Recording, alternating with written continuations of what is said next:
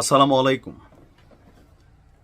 দিন শেষে আমরা আজকে যেই জায়গা থেকে কথা বলছি, আমি মনে করি নিঃসন্দেহে এটা ইরানকে একটা বিশাল গায়েবী মদত। ইরানের শক্তি সামর্থ্য জানান দিচ্ছে যে তারা কতটুকু ক্যাপাবল ইসরায়েল বনাম মার্কিন যুক্তরাষ্ট্রের এমন হুমকি ধামকির পরেও এই লড়াইটিকে চালিয়ে যেতে। দেখেন, ইরানের কাছে কিন্তু জিনিস আছে।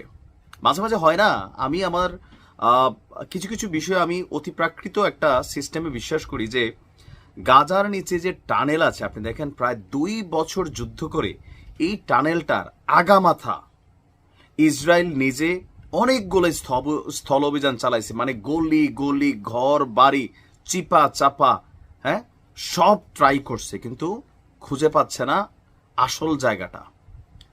অপরদিকে মার্কিন যুক্তরাষ্ট্র এবং যুক্তরাজ্য তারাও কিন্তু বহুত রকমের গোয়েন্দা বিমান, গোয়েন্দা ড্রোন, মহাকাশ থেকে নজরদারি, কোনো কিছুতে হচ্ছে না, কিন্তু টানেল তো আছে।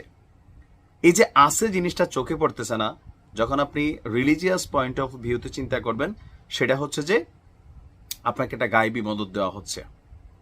ইরানের